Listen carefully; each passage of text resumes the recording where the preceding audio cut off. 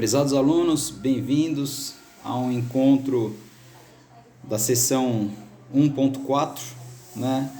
A gente está na nossa quarta aula do módulo 1 e a gente hoje vai falar sobre distribuição e promoção de produtos, né? Então a gente vai pensar em alguns fatores aqui, a gente vai discutir hoje em como que uma empresa atua para fazer a distribuição dos seus produtos e como que ela promove esses produtos, tá?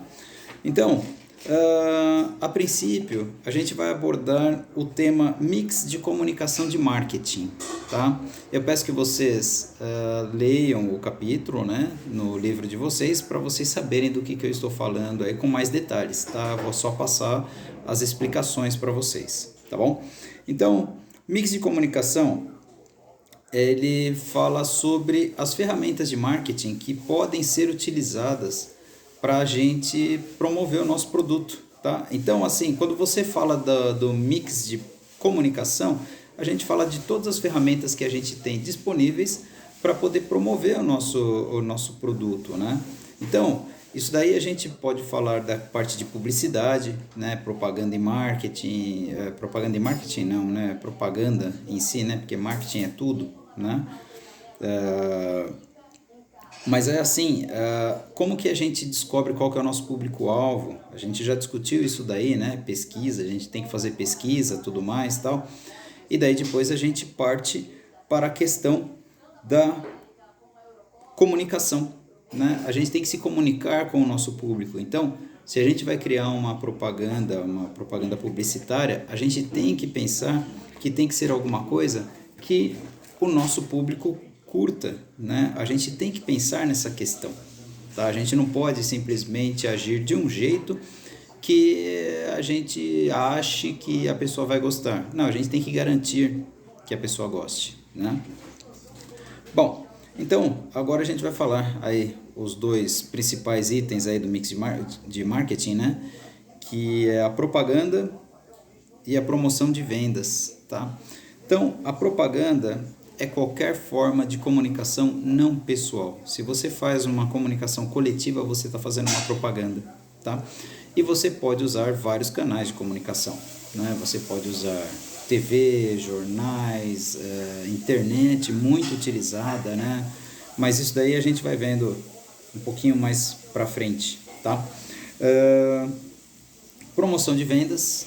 Então, a gente tem que incentivar o nosso consumidor a comprar o nosso produto, né? E aos que não compram, a gente tem que incentivá-los a começarem a comprar, né? Então, a gente tem que pensar nessa questão, né? Como que a gente vai conseguir incentivá-los, né? Através da promoção. E muita gente até usa isso de forma errada, né? Ontem, por exemplo, eu passei em frente a um posto de combustível que estava a placa promoção e o preço do combustível era o preço comum, né? Mas esse nome promoção atrai, né?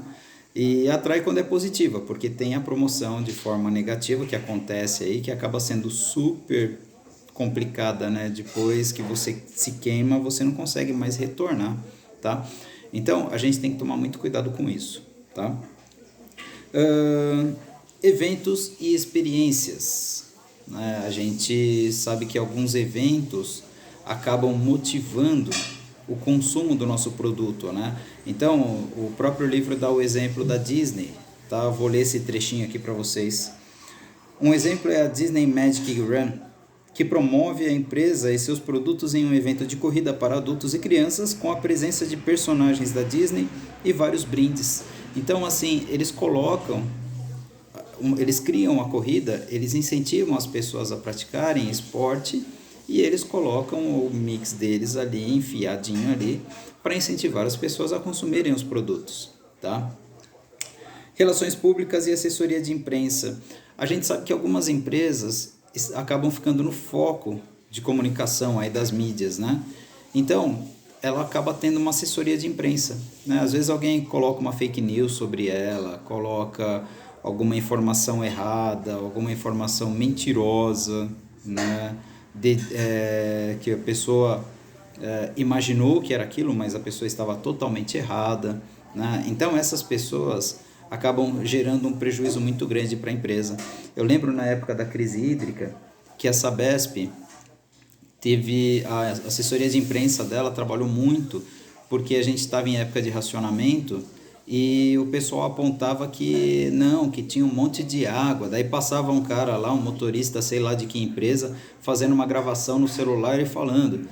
Além de estar dirigindo e gravando no celular, né, já estava tudo errado, o cara ainda deu um chute tremendo aí, né? Porque o cara falou que aquilo ali era água que estava reservada para a Coca-Cola e para as pessoas da alta sociedade, que onde já se viu, sendo que eles nem sabem qual que é a disposição das represas, né? Aquela represa ali, ela é a última que recebe água de outras 3 ou 4 represas, então aquela ali sempre está cheia, né? Mas o pessoal fez de um jeito que foi difícil, foi complicado para a gente esclarecer. Então a assessoria de imprensa da Sabesp trabalhou muito pesado nesse período. Tá? Então, algumas empresas têm que ter assessoria de imprensa justamente para responder às coisas, para incentivar o consumo correto do seu produto, dentre outros. Tá? Marketing direto. Né? O marketing direto é aquela comunicação direta com os clientes. Né? Então, a gente vê aqueles e-mails que você recebe que você nem abre. Né? Muitas vezes você deleta. Né? E daí a gente começa a perceber que algumas empresas acabam mandando isso daí e acabam até desistindo, porque o retorno acaba não sendo muito bom. Tá? Com o tempo a pessoa percebe que o retorno é pequeno, que não vale a pena. Tá? Para alguns casos, para outros vale muito a pena, porque depende do público. Se você vende uma coisa de caráter eletrônico, caráter tecnológico tal, e manda por e-mail, de repente você está atingindo o seu público-alvo, que são pessoas interessadas naquele produto. Mas muitas outras empresas já pararam de fazer essa mala direta, tá? Porque eles perceberam que era uma coisa muito invasiva e que não dava muito resultado. Tá? Bom, as vendas pessoais, e daí a gente pode citar como exemplo a Mary Kay, né, que tem os seus clientes, ela vai de ponto em ponto ali, entregando tal. A gente tinha aquela Tupperware, né, que fazia isso também, que começou desse jeito, né? Eu acho que ainda faz, eu não sei se a marca existe ainda, mas se existir, provavelmente está atuando desse jeito, porque é uma coisa muito bacana, tá? Tem aquela indicação boca a boca, tudo mais, e isso acaba sendo um negócio legal, tá? E, por último, as mídias sociais, tá? Então, as mídias sociais acabam sendo muito utilizadas e, neste aspecto, o principal hoje é o Facebook, tá? Antigamente era o YouTube, mas o YouTube começou a ter aquele problema que a gente até já discutiu em sala de aula. Não sei se vocês vão lembrar que você, quando vai abrir um vídeo, você, logo que pode, você pula a propaganda. Então, o pessoal começou até a pensar em fazer propagandas em que a principal mensagem aparecesse nos primeiros 5 segundos. Porque daí, se você pular, pelo menos a propaganda já passou a mensagem. Mas, mesmo assim, quem vai abrir o Facebook e tal, ele vai descendo, né, as coisas, né, à medida que ele vai passando lá no celular, tá, as coisas vão subindo, ele vai descendo na tela, né, ele vai percebendo as mensagens passando, as propagandas elas aparecem, elas passam ali e tal, e aquilo ali não é agressivo, porque a pessoa pode passar mais rápido e se ela quiser ela dá uma paradinha. Então aquilo ali começou a ter um pouco mais de aceitação, porque a gente tem um pouco disso, né? A gente não quer se sentir invadido, a gente quer se sentir à vontade. E quando a gente se sente à vontade para olhar, quando a gente sente que a gente não está se amarrando a alguma coisa, a gente acaba olhando, tá? Então, o Facebook aí ultrapassou muito aí o YouTube, tá?